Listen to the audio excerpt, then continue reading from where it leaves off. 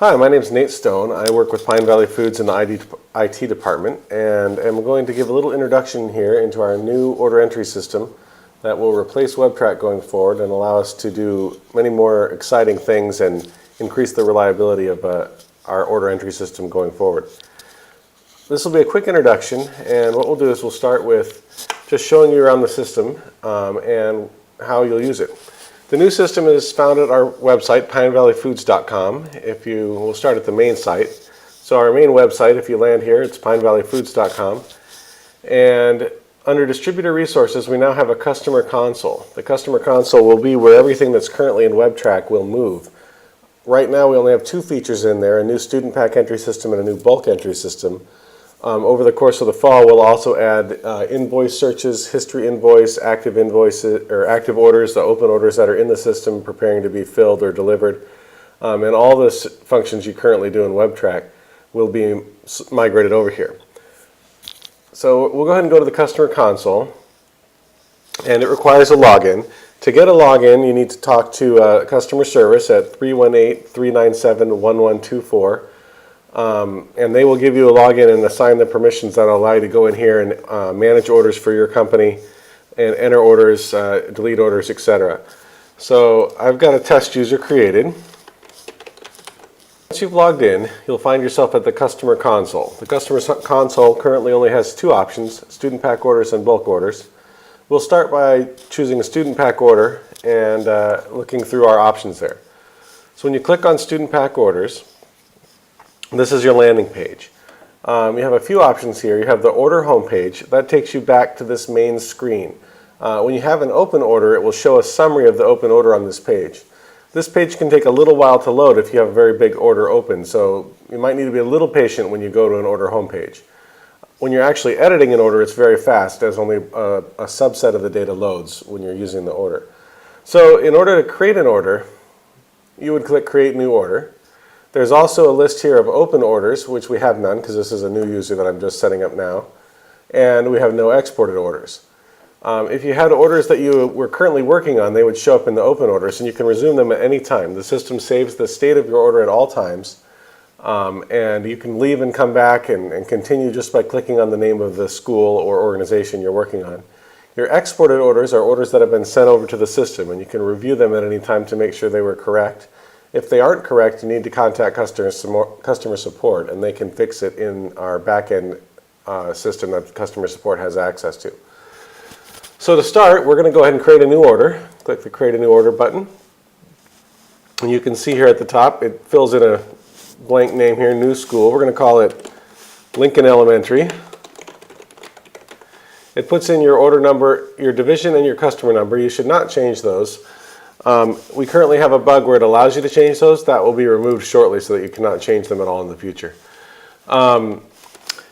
If you do change them, it will result in your order going to someone else's account, which is probably not a great idea. Under the attention field, put who this should be sent to at the school.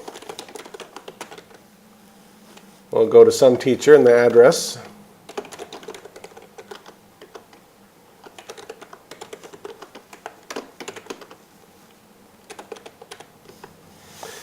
A ship-to phone is also required, as is an email.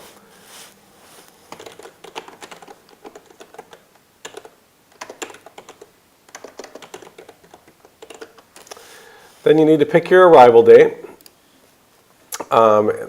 Arrival dates are subject to the expedite fees and so forth in the system. You should generally pick one at least 2 weeks out from the date you're placing the order. It depends on your service contract and the levels agreed to in your system as to what those dates are. We're going to pick Monday the 14th, and we're going to have it arrive at 12 p.m. If you have a customer sales order number for the school, you can put it in here just for reference. And if you have your own purchase order, you can put it in the customer purchase order field. If you have any notes like, we'd like extra dry ice, you can put it in the field here. If you do put in fields like extra dry, asking for extra dry ice or expedite, you may incur a fee, and the customer service will talk with you about that once the order's been placed. So we'll go ahead and save and continue now that we've got our form filled out. And now we're on the Choose Brochures page. So whenever you do an order, you need to choose what brochures you're going to use for this order. So this order, we're going to sell the 2.7 pound cookie dough and our collegiate line. And now I have an option called Save and Edit Quick Keys. Our quick keys allow you to set shortcut keys so that you can do quick order entry just using the number pad on your keyboard. And this will allow you to match your own catalog codes to our internal product IDs without having to use our product IDs when doing order entry. When you come here the first time, you'll see a list of all the items that are available in the catalogs you've selected. So to set some quick keys, simply enter the code you'd like to use and press return. In this case, I'm just going to use the last 4 digits of the item number as the code.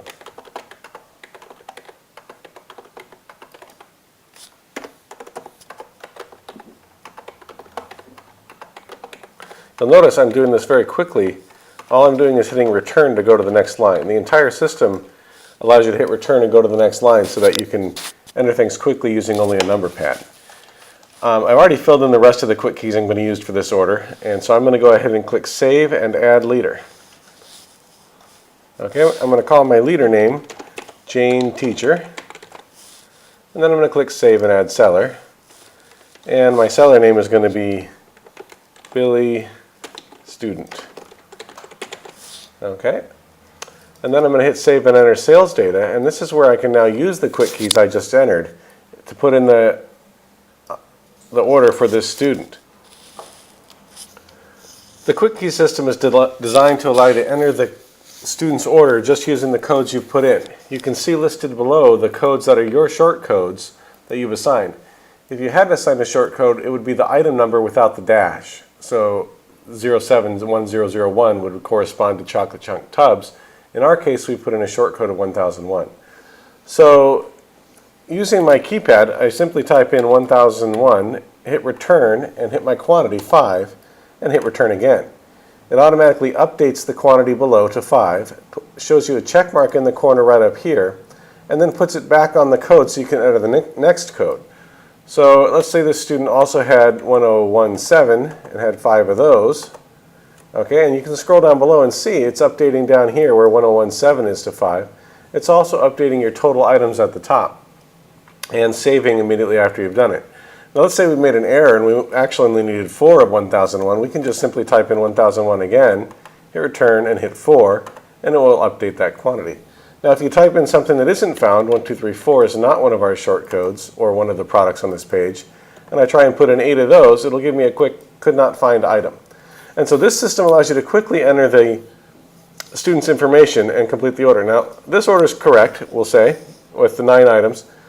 And now if I want to add a new seller for this leader, I simply press the plus key from this part of the page. So if I hit plus here, I'm now on the new seller page and can simply type in my next seller, Jane Student. And then I can hit Save and Enter Sales Data, and we're back in the quick key system again. Jane has 2 units of 1002, and she has 5 units of 1005. Okay, and now that's all for this leader. I'm going to go ahead and add a new leader. To add a new leader, I very simply hit the minus key from my keypad, and now I'm adding a new leader. My new leader is Mr. Rogers, and I'll save and add seller, and then I'll add my new seller, Jimmy Little, and we'll save and enter the sales data. And you can repeat this process until you've completed the entire order. And you can add sellers and leaders at any time, even if you've completed a leader. So let's say I realize now that I've just finished Jimmy Little, but I forgot to put a student back under our original leaders. So if I go under my leaders, I got Jane Teacher and Mr. Rogers.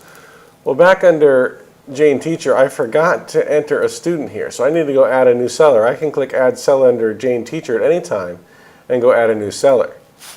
Or if I need to add a new leader, I can always go Add Leader at any time. I can also delete leaders. So it turns out Mr. Rogers was not for this school. I'd accidentally mixed up my papers.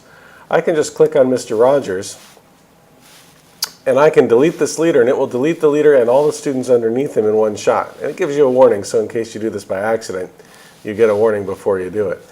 So we'll go ahead and delete Mr. Rogers. And now we've got back on our leaders here, we're back to our one leader that we started with. So on the right, the order tree, as we call this, allows you to browse through your order and enter any portion of it at any time. You just click through and edit the sales data, the student itself by clicking on the student, or the teacher itself by editing on the teacher. And as you go through, you can go back to enter sales data and continue entering sales data. You can add a new student at any time. Once you're done with the order, you can go to the order home page by clicking order home page, and it will load the order and show you a complete breakdown of everything that's been ordered for this order. So we have one leader, we have 2 sellers, we have 16 products. And you can see down here below, this is the order summary, and it shows us we have four items of 07-1001, 5 items of this for Billy, and then we have Jane. And again, you can jump back and edit this sales data from here if you need to. But in this case, we're actually done with this order. So we're going to go ahead and say that we're done with it. You click Finalize Order to finalize your order, and this will actually transmit it to our system and process your order. So you click Finalize Order. It'll say, have you double checked everything? Orders cannot be easily changed after submission. If you are ready to click OK. And we are, and so we'll go ahead and click OK. And what this does is it submits our order and moves it into our exported orders list. You can review your order at any time by selecting it from the exported orders, but you can't actually change it once it has been exported. When it's exported into the system, generally if it's exported before noon, it will be processed into the system that day. If it's exported after noon Central Time, it'll process in at 6:30 in the morning the following day. And then the orders will acknowledge through our acknowledgement system the evening that they process at about 8 p.m. Central. So this order, if we processed it before noon, would acknowledge today. If it is processed after noon, it would acknowledge tomorrow evening within the system. Eventually, these will be done in real time, but for now, it transmits to the system, and they are batch processed a few times a day.